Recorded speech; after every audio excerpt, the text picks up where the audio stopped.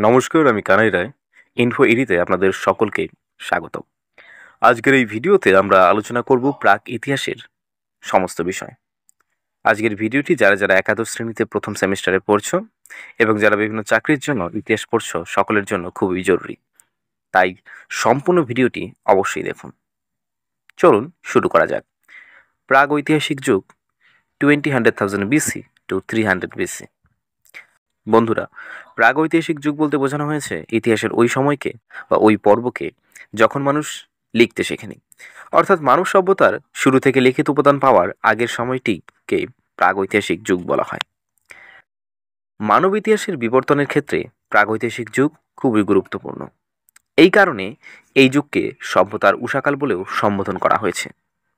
ফরাসি প্রত্নতত্ত্ববিদ পল তুর্নাল 1833 খ্রিস্টাব্দে ফ্রান্সের একটি গুহা থেকে পাওয়া পুরাবস্তুর বর্ণনা দিতে গিয়ে প্রথম প্রাক ঐতিহাসিক যুগ বা প্রাক ইতিহাস বা প্রি হিস্টোরিক কথাটি ফরাসি ভাষায় ব্যবহার করেছিলেন।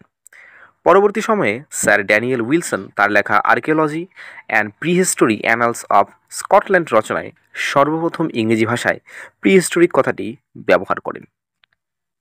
যদিও অনেক ঐতিহাসিক এবং চিন্তাবিদরা প্রিহিস্টোরিক শব্দটির বদলে প্রি-লিটারেট কথাটির ব্যবহারের উপর বেশি জোর দিয়েছেন। এছাড়াও ব্রিটিশ ঐতিহাসিক এম.সি. বার্কিট এই শব্দটিকে একটি ভ্রান্ত শব্দ বলে উল্লেখ করেছেন।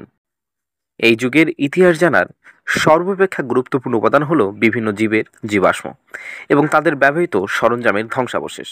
যেহেতু এই সময় মানুষেরা প্রধানত গুহা মানব ছিল আর তারা লিখতে জানত না, ভূতত্ত্ববিদ এবং প্রত্নতত্ত্ববিদ রবার্ট ব্রুসফুড সর্বপ্রথম চেন্নাইয়ের কাছে অবস্থিত পল্লাপুরম স্থান থেকে প্রাগৈতিহাসিক যুগে ব্যবহৃত হাতকুঠার আবিষ্কার করেছিলেন, যা ছিল প্রাগৈতিহাসিক যুগের সর্বপ্রথম নিদর্শন। এই কারণে তাকে ভারতীয় প্রাক ইতিহাসের জনকও বলা হয়।